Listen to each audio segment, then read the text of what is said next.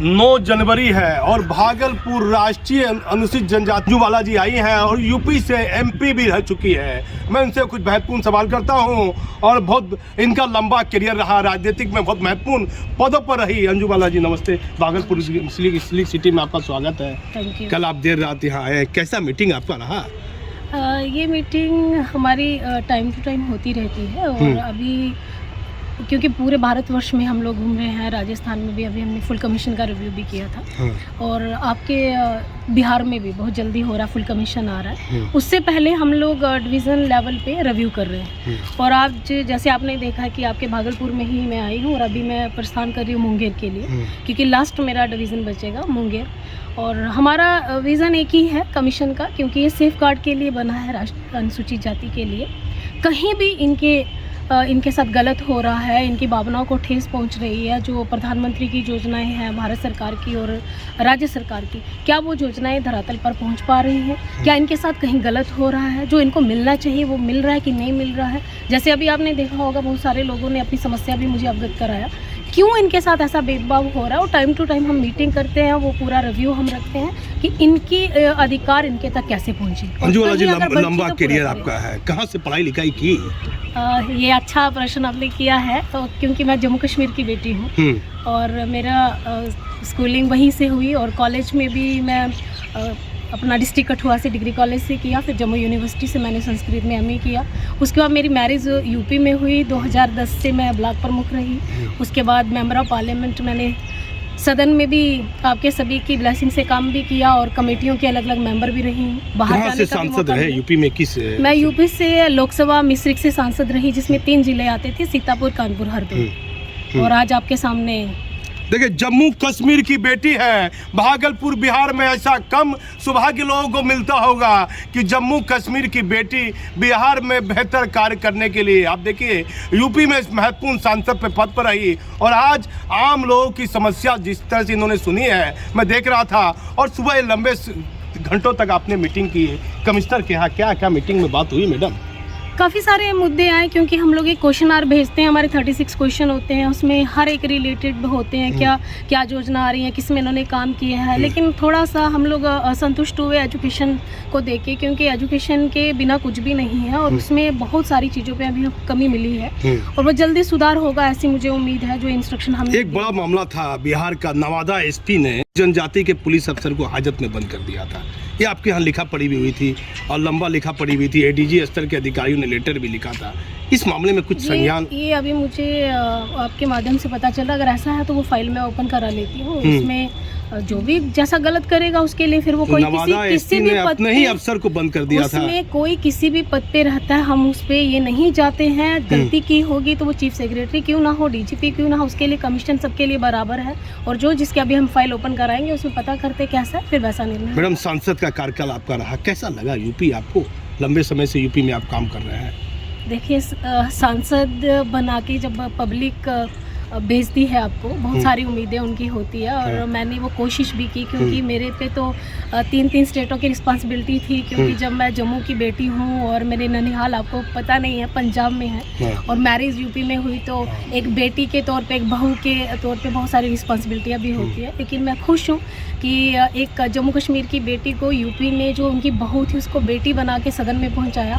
मैंने हमेशा कोशिश की, छोटे से छोटा मुद्दा ही क्यों ना हो, उसको उनकी आवाज़, वो मैं अकेली जरूर थी, मेरे साथ जिन्होंने मुझे वोट दिया वो 5 लाख मेरे वो कार्यकर्ता, हमारे लोग, हमारी जनता, मैं उनकी आवाज़ बन के जब गूंजती थी। वो अंजू बाला नहीं बोलती थी, मेरा लोकसभा मिश्रिक बोलता था। इस पद पर कब पदभार ग्रहण किया अनुसूचित जाति? ये मैंने 2021 में 2 फरवरी को ही हमें प्रिंट मीडिया के माध्यम से सूचना मिली थी और 24 फरवरी को मैंने ज्वाइन किया था और अभी 2024 में 24 फरवरी को मेरा कार्यकाल खत्म होगा। 3 साल का कार्यकाल होता है। 3 साल का कार्यकाल होता है और उसके बाद अगर आपका सबका अच्छी ब्लेसिंग रही तो हो सकता है सदन में वापस होंगे। क्या वापस राजनीतिक करियर में आप अपना यूपी से ही, जहाँ से चुनाव लड़े थे वहीं से? ये तो आगे पार्टी के निर्देश होते हैं, जहाँ से होंगे वहाँ हम आगे बढ़ेंगे। क्या क्या अब यहाँ से मुंगेर जा रहे हैं, क्या बिहार में कहाँ कार्यक्रम है आपका?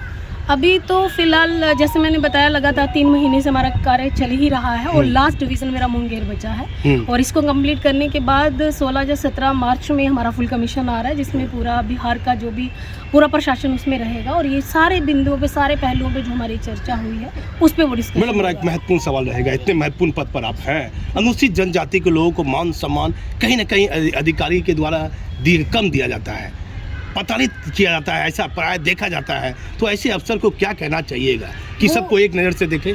ये देखिए, ये तो सिर्फ हम अभी तो हम, क्योंकि मैं अनुसूचित जाति कमीशन की मेंबर ही हूँ और उनके हितों की रक्षा करना ही मेरा दायित्व है। बाकी देखें तो मानसिकता बदलने की ज़रूरत है। आज हम घटनाएं देख रहे हैं, चाहे वो बच्चियों पे हो चाहे बड़ों पे हो, जब तक सोच नहीं बदलेगी कुछ नहीं बदलेगा। सोच बदल दीजिए तो सब कुछ बदल जाएगा और शिक्षा वो माध्यम है इस ऊंच नीच के बात को ख़त्म करेगा और इसीलिए चाहती हूँ, आपकी मीडिया के माध्यम से चाहती हूँ कि सभी बिहार की जितने भी हमें लोग सुन पा रहे हों कि अपने बच्चों को अधिक से अधिक पढ़ाइए, उनको शिक्षित करिए, तभी वो आगे बढ़ पाएंगे।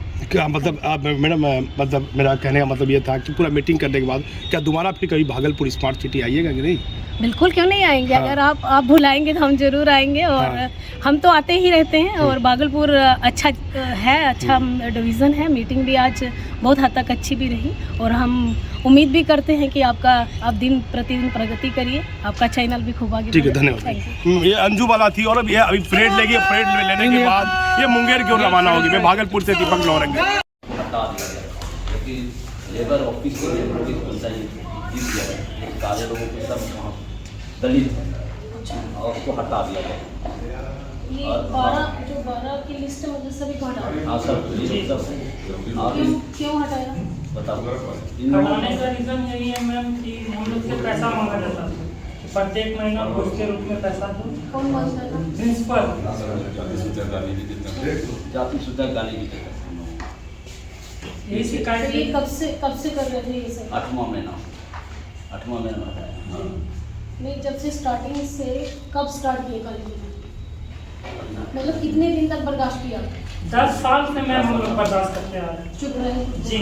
इसलिए बोलते हैं डर से भागा इस बार वाला के हटा दिया, हम लोग निकाल दे सकते।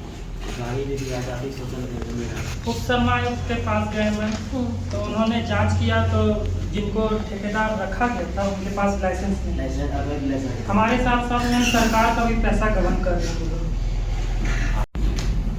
उन्होंने क्या बोला? कमिश्नर साहब को 5 दिन पहले जी जांच आप के लिए हमको सुबह क्यों नहीं मिल रहे? सुबह हम गए थे, वहाँ पूरा पुलिस था, कमिश्नर साहब हाँ। बहुत बोला कि वहीं जाके मिलेगा। बहुत अंदर हम लोग जाने नहीं दिया। कमिश्नर साहब को भी दिए हैं जांच के लिए पेपर। नहीं, जब अभी हम मीटिंग में गए थे तो आप अंदर क्यों नहीं आ गए? वहाँ तो परमिशन लेके आप आ सकते हैं। नहीं, वहाँ बोला मीटिंग करना नहीं जाना। मना कर दिया। जी।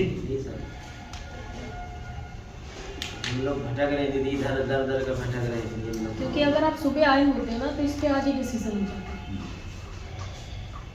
क्योंकि अभी तो हम मुंगेर जा रहे हैं, लेकिन आप निश्चिंत रहिए, इसमें हम नोटिस जारी करा देते हैं। अवैध रूप से जो खटवा रहा है, देखिए दीदी, लेबर कमीशन जांच करके भी दिया मगर उसका भी मान्यता नहीं दे रहा है। जांच करके भी दे दिया कि इसका लाइसेंस गलत है, अवैध है, सरकार का पैसा गबन कर रहा, मगर वो अपने अथी में बता जिसके पास तुम जाना है जाओ, ऐसे बोलता है दीदी। जातीय सूचक गाली देता है। दोनों जमाल में तरह ऐसे बोलता है हम लोग। तो आपने ये नहीं बताया कि अगर 2 दिन हम लोग काम नहीं करेंगे आपका क्या होगा? बाहर दूसरे को दूसरे को बाहर से करवाता है। दूसरे से किसको बुलाएंगे? आप ही की कम्युनिटी को बुलाता है? नहीं, पता नहीं, बाहर से कहीं जहाँ वगैरह भटक रहा है सब बुला के हम लोग 8-10 साल से काम कर रहे हैं। ताकि हम लोगों से पिया पेशाई साहब, हम लोग अभी पिया पेशाई में घोटाला भी करता है। फाइल ले लेंगे, फाइल ओपन करो, ठीक है? हम आपकी फाइल खोल देंगे दिल्ली में। अगर तो ये हमें संतोषजनक जवाब नहीं देंगे और आप नहीं देंगे, पहले तो कोशिश करेंगे, जब ये लेटर देंगे ये सुन लेंगे, आपको बुलाएंगे, सामंजस्य करेंगे। क्योंकि हम लोग यहाँ अगर प्रधानमंत्री का ऐसा अपना साकार हमको नहीं करना है तो नौकरी करने का अधिकार नहीं। समानता समझता तभी आएगी जब इनके ही मन साफ हो।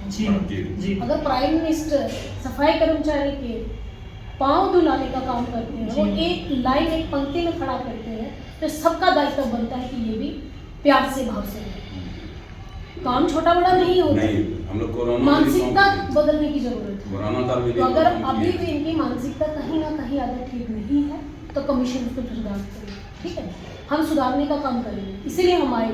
पर अगर आप सुबह आ गए होते तो और अच्छा होता। गए थे लेकिन अभी हम इसमें यहाँ लेटर ही दे देते, नोटिस भी जारी कर देते, और अगर इसमें कोई नहीं निकलता हम हियरिंग कराएंगे जी, ठीक है। और मुझे उम्मीद है कि इसमें कोई ना कोई निर्णय जल्दी लेंगे और आपका अधिकार आपको मिलेगा। बाकी अपनी लड़ाई लड़नी है, संघर्ष है, जिंदगी है, उसको जीना पड़ेगा और डर के नहीं लड़ना। इसको नोटिस चला गया, इसको नोटिस चेक करवा दीजिए सुनील जी। अगर आप नहीं देंगे फिर हम लोग नहीं सकते। पहले आप नोटिस जारी कराती कमिश्नर जी को दोनों दीजिए कि हमें इसके 7 दिन के अंदर ही कर दीजिए।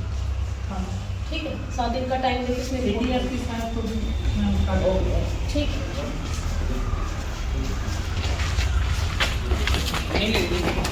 अच्छा